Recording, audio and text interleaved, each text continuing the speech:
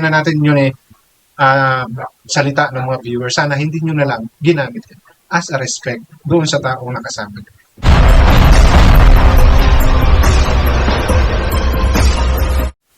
Alright, sa po bagong video para sa bagong araw na to.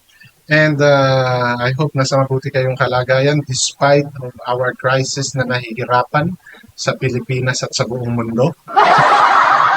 No, sana po lumaban pa rin kayo sa hamon ng buhay. And ngayon, ang aking bibigyan ng reaction sa video ito ay medyo maring kapos ang aking kaalaman, kulang ang aking knowledge, but with the help of those viewers na may alam sa akin isi-share ng kwentong ito, please, no, tulungan niyo po akong maintindihan dahil bago pa lang po ako sa community ng Kalingap. Although naririnig ko na yung mga reactor, may kakilala ko, may kilala ko, no, iba pa rin po na yung talagang nakatutok. And katulad ko po, reactor po ako. O, nagre-reaction po ako doon sa mga videos or sa mga content na tingin kong very interesting and I can share a few of what I understand. Ginagawa ko po yun. At hindi po ako nakapanig sa isa lang. Reactor nga po eh. Nagre-reaction ako doon sa tingin kong may tama, may mali, or sa pananaw ko, kailangan kong mag-share ng opinion ko. No? But hindi po yun nakaside sa isang grupo, community, or tao. No? Maring may masasabi ako na hindi maganda doon sa inyong sinusuportahan. Maring may nasasabi ako maganda. Yun po ay dahil sa, yun po yung pagkakaunawa ko. Ngayon, kung meron pa kayong questions or nakukulangan kayo sa sinasabi ko, please leave it in our comment section. And kung bago pa lang po kayo sa aking channel, please don't forget to like, share, and subscribe na rin po and pakihit ang notification bell para maging aware kayo sa aking mga upcoming content. Issue lang po tayo, walang personalan. At lahat po ng inyong paniniwalaan, dapat i-fact check nyo po muna para hindi po kayo mapagsabihan ng fake news. Alright, so dito nga po, no, kasi nakagawa na ako ng content about kay Beyonce, mga pinagdaanan ni Beyonce, ano nangyari. Although kulang-kulang, may mga nagsishare sa ating comment section. And now, dito naman po is about kay Edu. Na medyo talagang yung sama ng loob niya to the highest level, no? And ganun din si Kalingap Rab, no? Lalo na doon sa mga taong bumati ko sa kanya, no? Sabi nga ni Kalingap Rab, kung may nagawa mang kasalanan si Dr. Love at Red Sane, no, sa kanya, yun ay po napakaliit lang ikumpara sa na ginawa nila kay Edu. No, from Boss Edu naging baby boy. No? From nire-respeto ngayon, grabe raw kung pagsabihin. Grabe kung batuhin, i-bash ika nga. No? But despite this, parang nanatiling tahimik si Edu. No?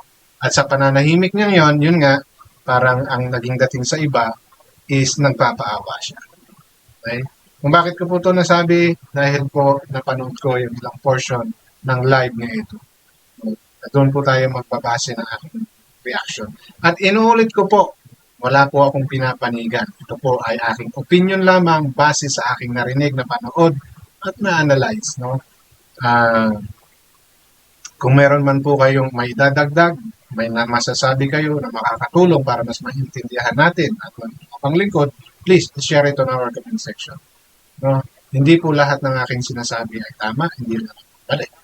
No? So kung meron po kayong may dadagdag, much better para po mas malinawan natin at makapagbigay po ako ng better reaction sa mga susunod na gagawin ko.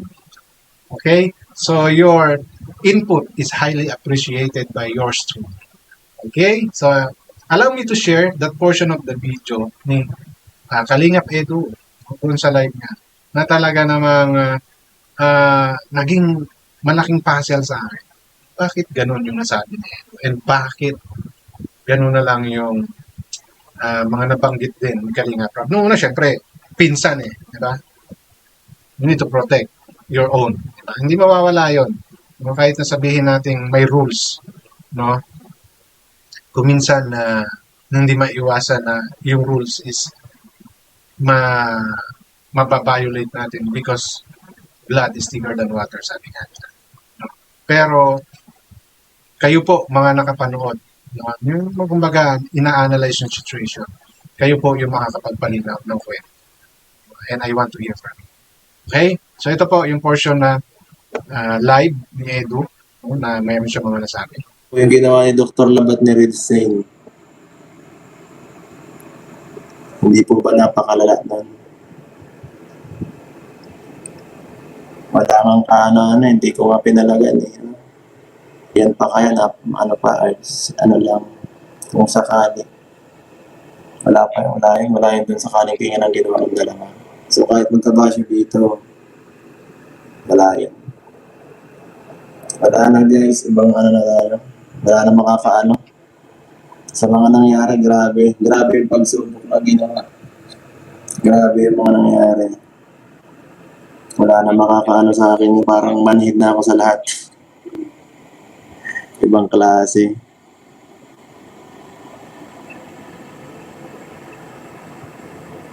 Kahit anong sabihin sa akin ng ibang tao, parang wala nang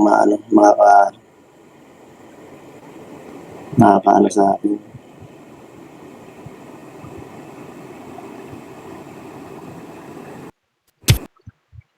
So yun, narinig nyo, no? Talagang kung pagbabasihan natin dito sa sinabi ni Edu, no? Yung mga ginawa ni Dr. Lab at saka ni Red Singh. No? Okay, ako magbabase lang doon sa naging kwento ni ni Kalinga Prab, no? Kaya nasabi ni Kalinga Prab na kung mayroon mang naging kasalanan si Dr. Lab at si Red Singh, ay yun mas malaki yung nagawa nilang kasalanan kay Edu. Na? Kasi based sa kwento ni Kalinga Prab, very close tong mga to. Kung pinagsamahan at pinagsamahan, marami silang pinagsamahan. Kumbaga, nanduro yung respeto nila sa isa't isa. But suddenly, diba? Well, based doon sa mga, ito, napapanood ko kasi napapanood ko naman talaga si Dr. Lab. The way he speak, the way he explain things, talagang medyo garapal, ika nga. No? Kasi sa word, no? Medyo talagang mapulaklak, marami siyang mga words na binibitawan na hindi magaganda, no? So even though I haven't watched kung ano man yung mga nasabi ni Dr. Lab or ni Red Sain kay Edu, it seems na talagang napakasakit noon para si Edu ay maging manhid na sa kung ano pa yung sasabihin no ng mga tao sa paligid niya, and it means talagang nasaktan si Edu, di ba? Tinuring niyang siguro second father or nirespeto niya itong dalawang ito, di ba? Dahil may pinagsamahan sila, kaya mas nanatili siya tahimik. No? Hindi ko po sinasabi na talagang napakasakit, no? Na nagsinungaling or whatever yung sinabi nila Dr. Lab.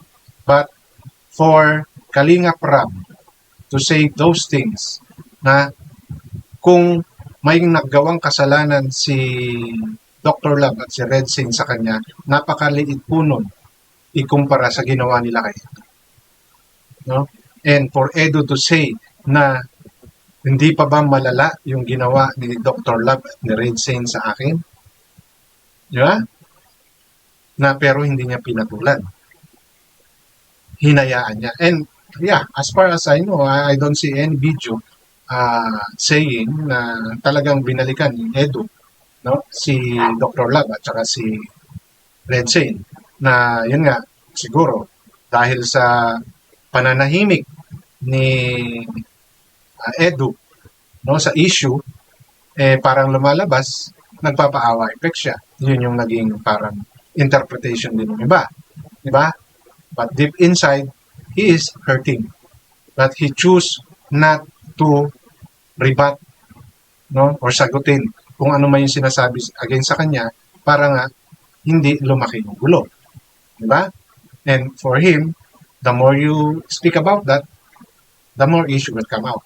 So maybe ganun yung iniisip niya. Or talagang hindi lang siya yung tipo ng person na masalita, no? Talagang quiet, no? Quiet type of person. I don't know. I'm not too sure because hindi ko pa naman talaga siya kilala.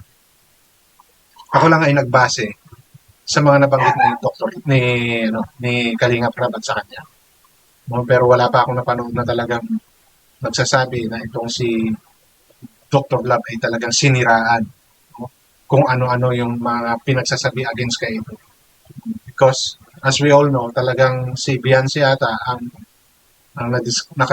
si Dr. Love ang naka-scout ata talaga kay Beyonce.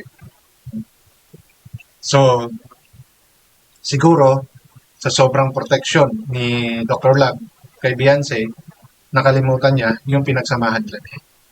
Boss Edo pa nga raw yung tawag before. Then ngayon, baby boy na.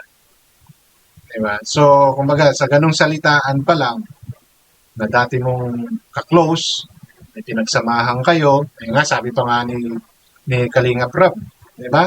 Nang dahil kay Boss Edo, nagkabahay siya. Diba? So, I don't know kung sino yung sinasabihan, but, kumbaga, ganun ang turingan nila before. Pero bakit nung nagkalabuan yung dalawa, pati yung pagkakaibigan nila, nadamay. No? Which is very bad. Nakakalungkot. Kasi, kahit pa paano may pinagsamahan kayo. Sige, sabihin na natin, no? Na naging na-scout, no? Or mas mahal ni Dr. Love, si Beyonce. Pero sana hindi niya naman ginawa yung ganun kay kung ano man yun. No? Kasi ako, tulad ng sinasabi ko, nagbe-base lang po ako sa kung ano man yung nasabi ni Kalinga Prab at saka ni Edu. Hindi naman magsasalita yung mga taong yan without basis. So, ngayon, explaining it, yun yung prerogative nila kung gusto nilang elaborate. Well, si Kalinga Prab, medyo pinalawak niya, diba? Na dahil nga, matagal nilang may pinagsamahan, boss-boss pa ang tawag mo din sa atin, bakit baby ko? Diba? In respect na lang sana, no? Hindi naman sila gumamit ng ganung salita. Yes, sabihin na natin yun salita ng mga viewers, sana hindi nyo na lang ginamit yun as a respect doon sa taong nakasama. Ito po yung opinion ko lang, hindi ko naman sinasabing mali. Dahil, opinion ni Dr. Lab. Ang sa akin lang, di ba? Meron kayong pinagsamahan. So regardless kayo man ay nagkaroon ng hindi magandang paghihiwalay, whatever you have the past should be keep on the past. At hindi na dapat inuungkat. No? Unless may bagong issue na binabato. But if that issue is irrelevant doon sa dating yung pinagsamahan, di ba? It should be kept that way. Di ba? And the respect should still be there. Okay? Pwede mo naman batikusin si Edu, addressing him sa pangalan niya pa rin. Di ba? As a respect doon po sa inyong nakaraan. Di mo ba? Iyon ay akin opinion lang. Huwag po sanang masamain ang mga supporter ni Dr. Love. Diba? Kasi yun yung mga lumalabas na kwento. Now, if you have stories, no, na bakit nagawa nilang parang ganunin si Edu, then please share it on our comment section para po mas maintindihan.